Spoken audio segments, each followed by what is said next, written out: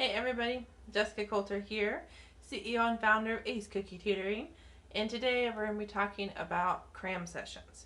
So if you've ever had a test that you've completely forgotten about, or maybe you knew about and you just didn't study for, let me know this message is relevant to you.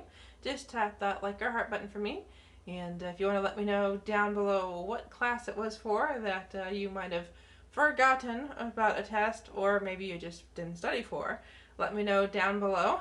See which subjects you guys love and which ones you put off. So before we go into these 3 strategies, I just want to let you know that I specialize in ACT prep, middle school math, and essay writing and proofreading. I have contractors, my company Ace Cookie Tutoring specializes in those 3 things, but I have contractors that help in other things, and I also tutor more than just those 3 things. So get in contact if you have a need. I also want to encourage you to become a subscriber to my channel on YouTube and a follower on my Facebook business page so you know the next time I go live. So, first strategy here when it comes to a cram session is you need to figure out the popular questions. So, popular questions, what do I mean?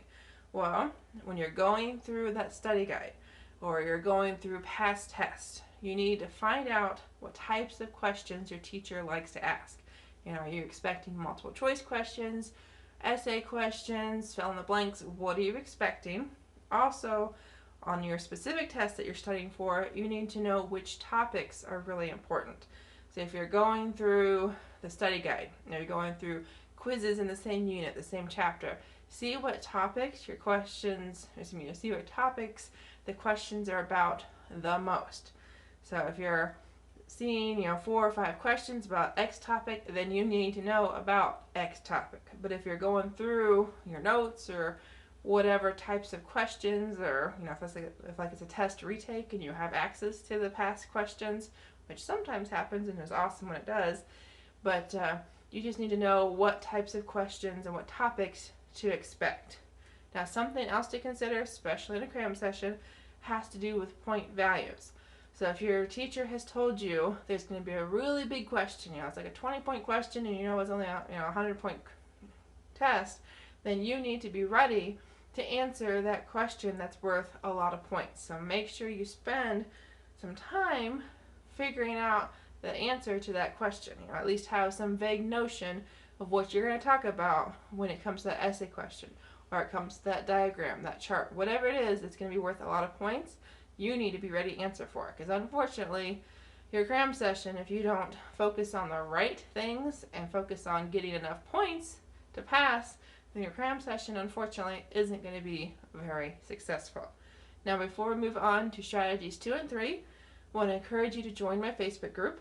The link's in the description as well as on the screen somewhere.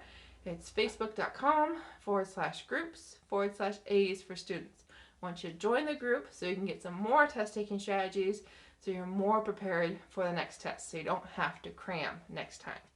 So the next strategy I want to give to you has to do with trends. So I just worked with a student on physical science. He's a high school student, and we were cramming because we had about an hour left of our tutoring session. He had a physical test, a physical science retake the next day, and he'd been sleeping through class, so he really didn't know the nitty-gritty of the topics.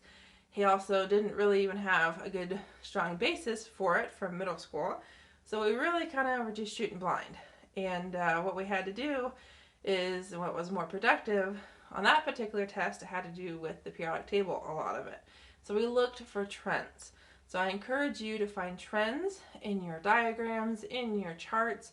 Really, instead of going, okay, like in our case, instead of memorizing, well, this family does this, or this particular element does this, we learned, okay, the trend is this increases as we go right, this decreases as we go down, or this goes up, this goes down, or add 1, add 2. Find the trend in whatever you're studying, because if you're able to find the trend, that's one thing to memorize instead of a whole bunch of little bitty details that are going to take longer, and really, honestly, in a cram session are going to take longer than you have, because a cram session usually or I'm talking like the night before. It could be even the morning before, or literally you could be in second hour and then all of a sudden somebody says something and you're like, oh man, that test is next hour. So this is what I mean about a cram session. So before we move on, just want to check in. If you haven't told me below yet what class it was that you had to study for, on a cram session, let me know. Also, if you haven't subscribed to my station on YouTube or become a follower on Facebook yet, I encourage you to do so as soon as we're done with the video. So the last thing here, so we talked about trends and we talked about paying attention to point values and figuring out the popular questions. Well, you also need to have those keywords memorized, those vocab words memorized. So as you're going through those questions, like I said, the past quizzes in the same unit, maybe your notes, you need to figure out what do you really not know. Because if there is a question and then there's a word in that question you don't know, well, if that question comes up on the test, or even just that word in that question comes up, you're going to be kind of, unlucky. You're going to not know what the question's even asking. So make sure you figure out those keywords, those vocab words in your cram session. Now I've got to encourage you, don't memorize every single word of the definition. Just know the word, like the vocab, and then a keyword that you associate with it. So if I see this word, well, this word has something to do with this other word, so you're able to narrow down your choices. Or at least if you have to write something down, some kind of essay or short answer response, you sound somewhat intelligent. You might actually get some points. So guys, I'm going to go ahead and wrap it up. So thank you for being here. I want you to study for the test, have enough time, fully study everything instead of a cram session, but we sometimes, forget, sometimes life happens, and sometimes we're just lazy. So I hope this video helped, and if you're looking for some more test taking strategies for your next test, that's hopefully out in the future, at least a few days, then join my Facebook group. Again, the link's in the description on the video. Can't wait to see you guys. Have a great night.